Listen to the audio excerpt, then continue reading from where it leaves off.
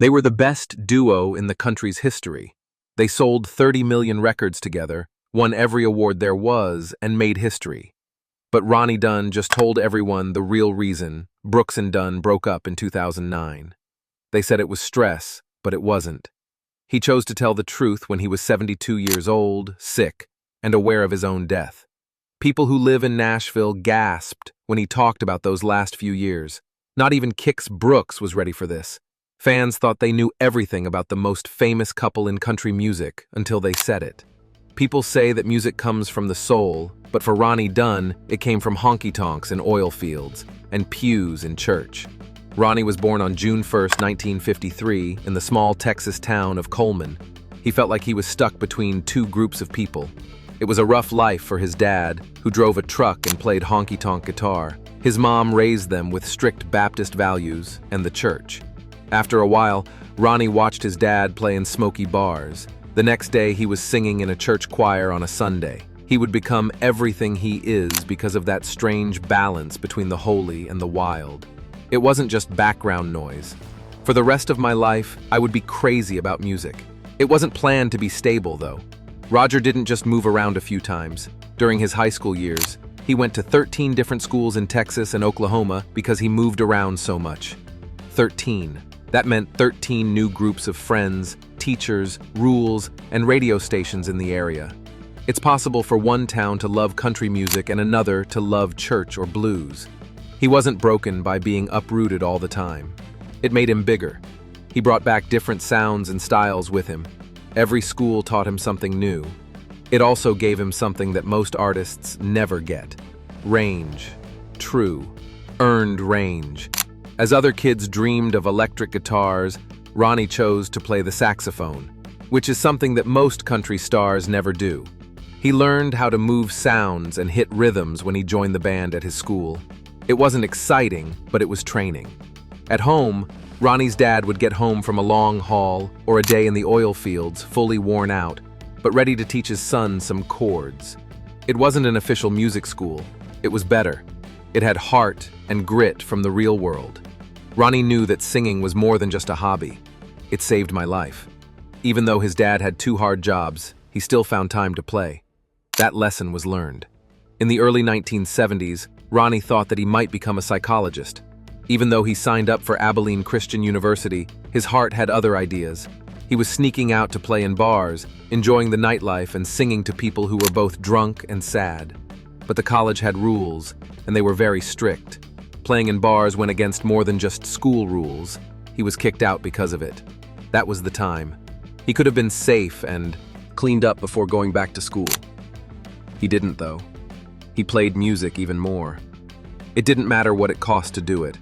But that didn't mean he stopped believing in God.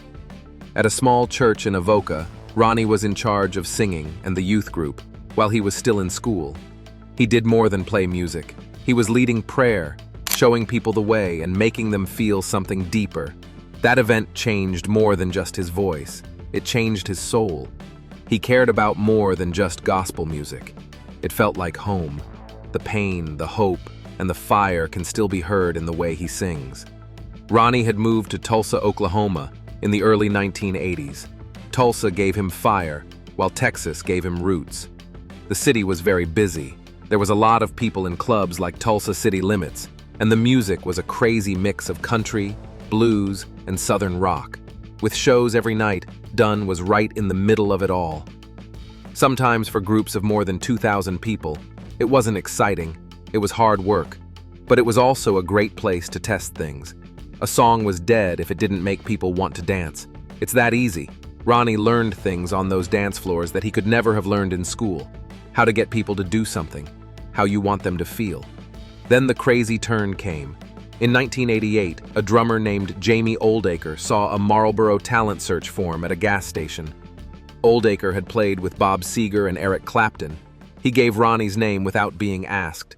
At first, Ronnie didn't think it was important, but he still sent in a test.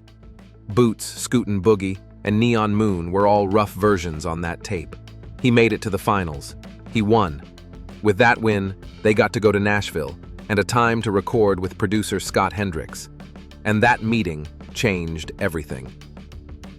Hendrix put Ronnie in touch with Tim Dubois of Arista, who then put him in touch with Kix Brooks, another struggling singer.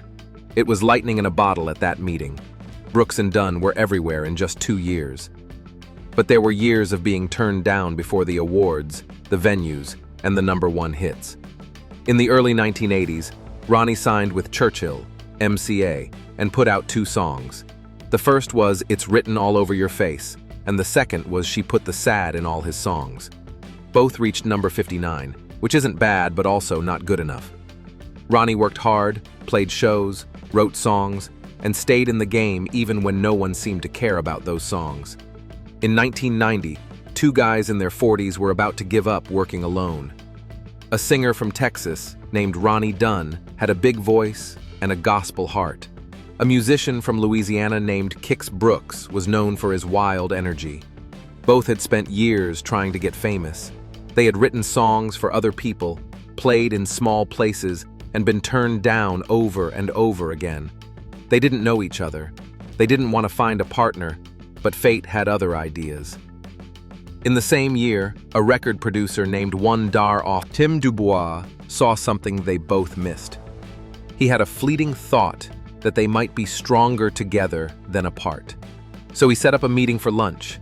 They both didn't want to be there. Kix said, "We don't want to do this. We don't know each other. Really, this is silly." But something worked. That awkward lunch turned into a time to write songs. Then, another. By the end of the week, they had written 2 songs that would become important parts of their history. Brooks and Dunn's record, Brand New Man, came out on August 13, 1991, and it was a huge hit.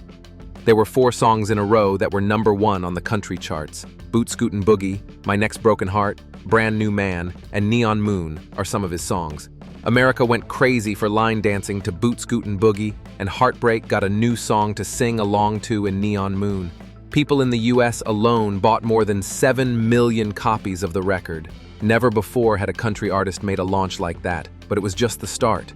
It wasn't just hit songs that made them popular. It was the way they mixed things up.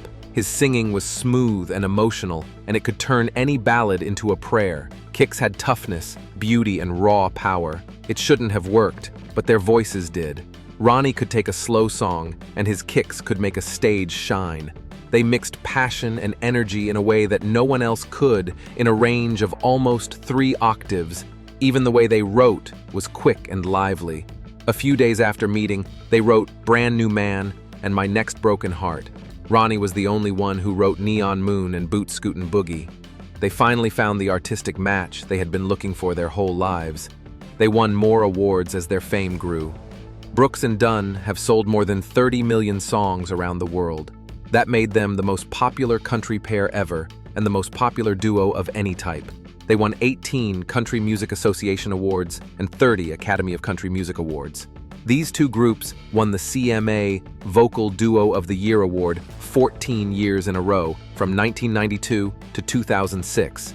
It's never been close. Every year, new acts came out and tried their luck, but Brooks and Dunn were always strong. They stood strong through the ups and downs of country music, like a rock in a storm. It wasn't luck. People all the way to the back rows were blown away by Dunn's voice and raw ability. Their numbers were also not real. They put out records together, like Brand New Man and The Long Haul, which both went multi-platinum. That means millions of books are flying off the shelves. What about the hits? 24 songs that got to #1. Not a few, not 10, not 24. Maria Mine blew up the charts in 1996. In 2001, Ain't Nothing About You was the song that was played the most. Red Dirt Road did more than just have fun. It was heard by a whole generation. They were all over the radio with song after song. It seemed like every single release would be a hit. Ron Dunn was more than just a singer. He played anthem after anthem like a machine. When they went on tour, they didn't just show up. They took over, and tens of thousands of people crowded in. People screamed and sang as they waited for the first sound every night. More than 20,000 people were there. Their shows changed into something completely different in the 2000s. Big stages, fireworks, and a lot of crazy energy. It had the feel of a rock concert with a country vibe. Bands did more than just go, they lived it. A lot of people loved going to their shows, and each tour felt bigger than the last. Brooks and Dunn broke the rules. They wrote them over again. The ACM Triple Crown Award was the next very rare award. Few people ever get it. Along the way, you need to win awards for Best New Singer, Best Vocal Duo, and Best Entertainer of the Year. That's not just success, that's being in charge. It was done by Brooks and Dunn. They did everything right, from getting their first big break to becoming the face of country music. A success like that doesn't happen very often. It hit hard from the start and kept going up. Ronnie wasn't just going to stay in one lane, though. He worked on the album Building Bridges with Vince Gill and Sheryl Crow in 2006. Not only did they work together, it was magic. A lot of people stopped to listen when their sounds mixed together. That song made a big point, won awards, and topped the charts. Ronnie Dunn was strong enough to stand up to anyone. It didn't matter if it was country or pop. He didn't need to change. He only brought his sound and made it work with anyone brave enough to stand next to him. Even so, the pressure was growing behind the bright lights and loud crowds. There were 11 studio albums and 50 songs by Brooks and Dunn from 1991 to 2009, and they were on the road almost all the time. It began to catch up in the late 2000s. Over 75 awards had been given to them, and they had sold more than 30 million songs. It cost a lot, though. Ronnie and Kix were worn out. They even started recording with different musicians in different studios. There wasn't any anger there. It was exhaustion. Way too much, way too fast, for too long. On stage, they always looked like a team, but away from the stage, the weight of what people expected of them began to wear them down. It felt more like a business deal than a strong relationship at first. Making deals was tough. There had to be some time apart. Cracks began to show in the late 1990s. There were times when they were about to break up years before they did. Still, they kept going. Not for any other reason but to please their fans. They kept going even though things were tough, because they knew what they had built would help millions of people. In August 2009, country music fans were shocked. After more than 20 years of hits and sold-out shows, Brooks and Dunn said they were ending their act. Not a fight or an incident, just a quiet, hard. Fans didn't understand. Insiders in the field were shocked. This pair had won more CMA awards than any other pair in history and sold more than 30 million records. They were very big. As of September 3, 2010, their last show at Nashville's Bridgestone Arena felt like the end of an era. For Ronnie Dunn, though, it wasn't just the end of a story. There was a storm in his life that he didn't see coming. Dunn felt lost without the Brooks and Dunn name. He had been moving like a machine for years. Record, play, and do it again. The machine stopped now. Afterward, he said, "I didn't know who I was without the brand." It was like getting off a moving train and being alone. There were no lights for the first time in decades. There are no groups or safety nets. He put out solo songs, but it wasn't the same. He started to think about everything differently. His writing, his style, and his worth. The belief that used to be strong began to fall apart. After that, they were turned down. Country radio, which used to love him, didn't pay much attention to him. There were now a lot of younger names, faces, and sounds on the charts. Dunn wasn't the most important voice anymore. One person who knew him said that radio wasn't hugging him, and it hurt a lot. He did it not because he wanted fame, but because he felt like he was no longer important. He said it was the worst time of his career. Being pushed to the side hurt a man who had helped make current country music sound the way it does. The silence got louder. Being alone was strange and painful for a man who was used to being the center of attention. He told them he thought it might all be over. "I thought that might have been it." He said, "Maybe I already had my moment." He was scared by that thought. He stopped writing for the radio and began writing for himself only. Something started to move during that silence. The music began to sound like him again. It was honest and raw, spirit-filled. From 1960 to 2011, Ronnie Dunn was half of the famous duo Brooks and Dunn. In 2011, he did something brave. He came out on stage by himself for the first time in his career. Ronnie Dunn, his first record as a solo artist, came out on June 7, 2011. It didn't just make noise, it blew up. It went straight to the top of the Billboard Top Country Albums list.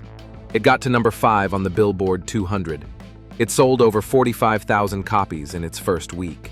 Bleed Red, the first song, was a big surprise hit, going all the way to number 10 on the Billboard Hot Country Songs chart.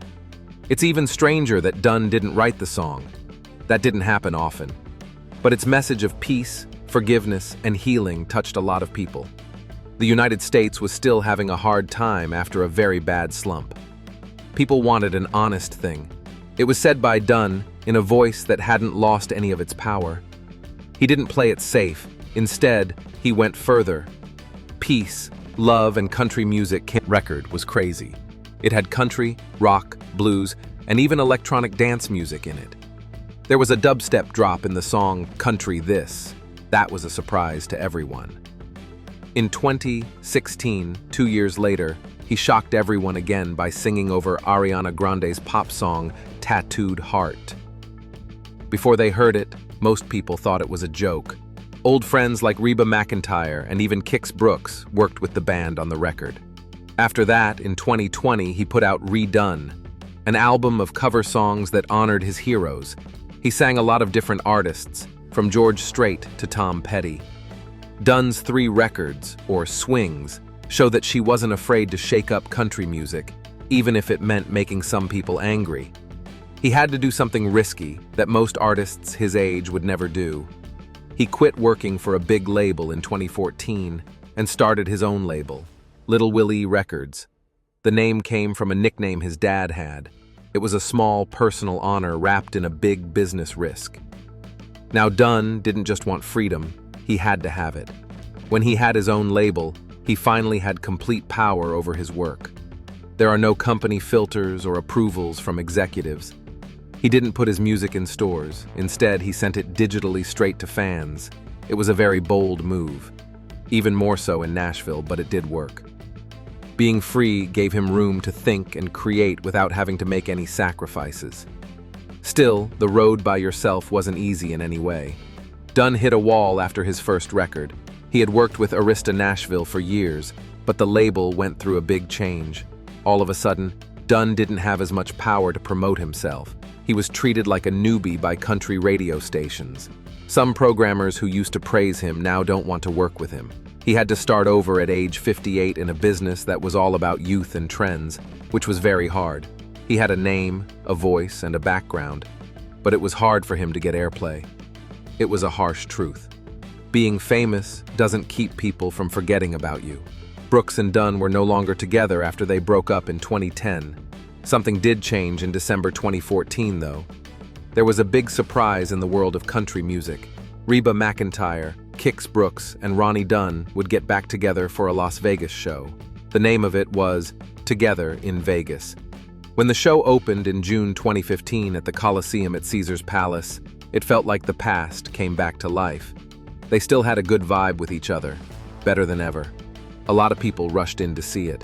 There were over 300,000 ticket sales, and by 2017, it had made over $50 million. Fans weren't just seeing a show. They saw the writing of history change. Rolling Stone even said that the shows brought back electric memories. They didn't just come back. It made a point, and other country stars were able to follow them to Las Vegas. They kept going. They did something in 2019 that most heroes don't do. They checked. Name of the record was Reboot. They didn't just sing old hits over and over. They gave them new meanings. Casey Musgraves, Luke Combs, Kane Brown, and Thomas Rhett are some of the new artists they brought in. Every song was a new take on an old favorite. Mixing twang from the old days with current country shine, it was risky, but it worked out. The song Reboot became the #1 album in the country genre on April 20th, 2019. It had been 10 years since their last #1 record. It sold more than 21,000 units in its first week. A huge number of streams came in. It got great reviews. NPR said it was a great example of how to change music. And all of a sudden, old and new fans were joined under one sound. Brooks and Dunn were back before. They were bigger than ever. In the same year, they finally got the award they had been waiting for. They were added to the Country Music Hall of Fame on October 20th, 2019. Their names were now written down next to those of famed people, like Dolly Parton and Johnny Cash. Brooks and Dunn both tried not to cry at the service. From small gigs in Nashville to the biggest stages in the world had been a long way, but the facts were clear. 20 songs have been #1, and they have won a record 17 CMA Vocal Duo of the Year awards. They did something that no other country pair had done.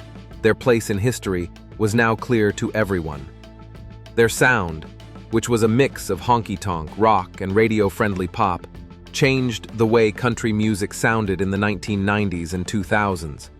They were more than stars that night. They were icons. They didn't go away as the years went by. They came back with Reboot 2 in 2024. It was the same idea. Old songs were remade with stars from today. One that stood out was Neon Moon, a captivating duo with Lainey Wilson that got a lot of attention. Once more, the record broke the rules. It worked again, just like before. It shocked everyone in the room when they won Vocal Duo of the Year at the 2024 CMA Awards. It was their 18th win in that prize, another record. For 5 years, most artists are no longer interesting.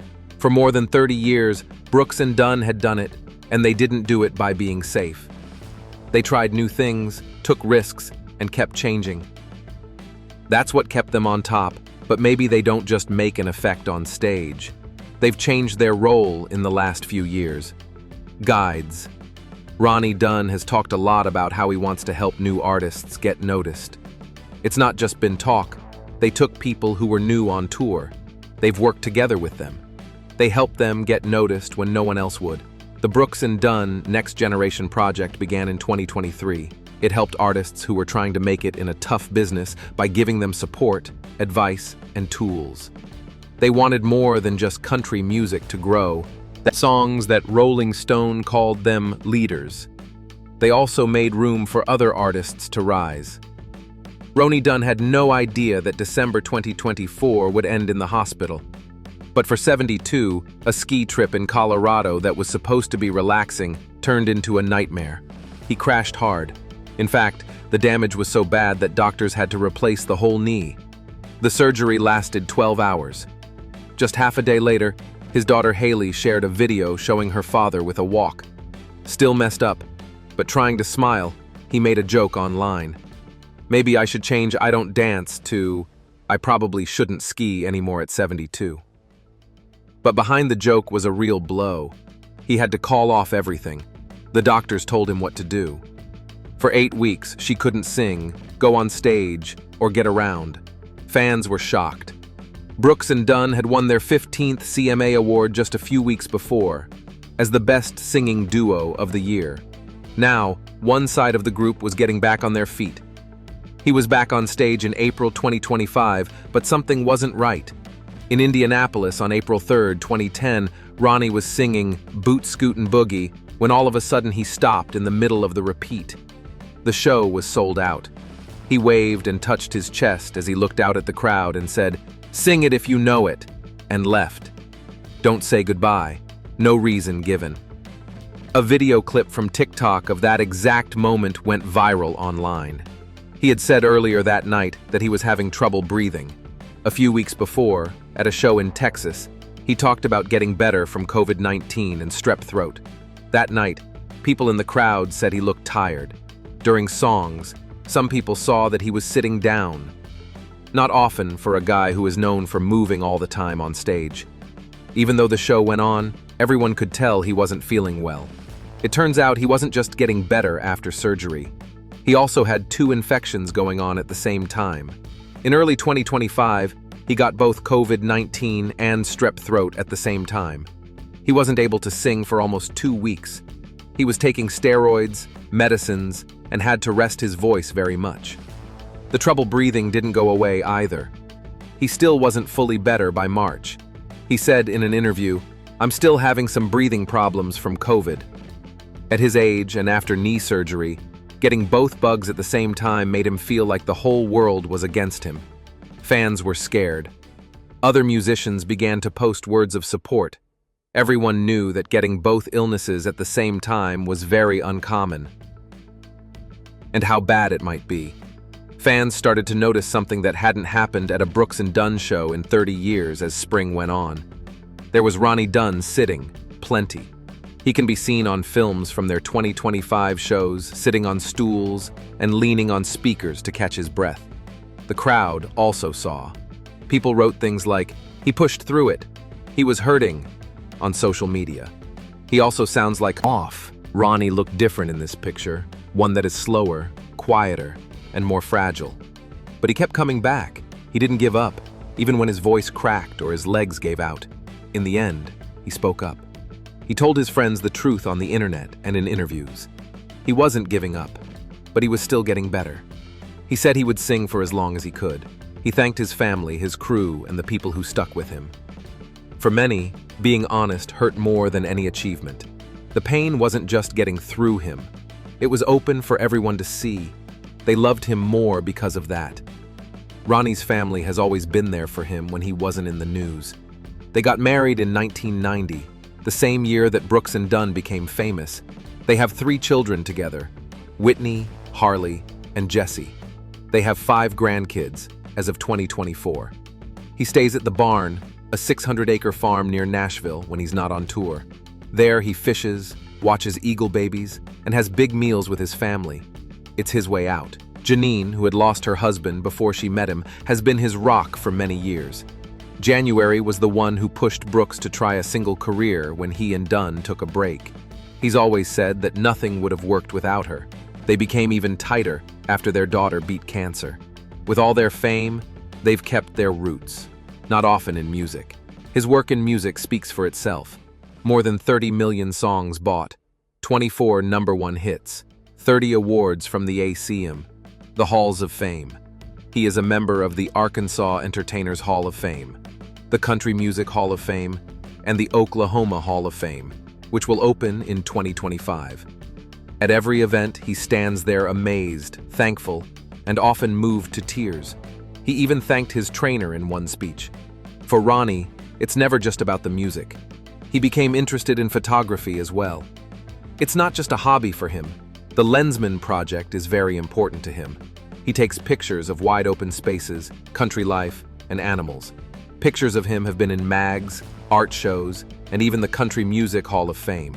He started giving some of the money from his sales to the American Cancer Society when his daughter was fighting kidney cancer. While the pandemic was going on, he spent more time outside with a camera than a microphone. The silence made him feel calm. His attention has recently been drawn to mental health. He has been honest about being tired, under a lot of stress, and reaching his breaking point. He didn't hide after April when he left that stage. He talked about it. He said he was tired. People who play music then paid attention. He takes part in Heal the Music Day and backs the Music Health Alliance. Someone who made a living by being strong, showed people what real power looks like by being honest.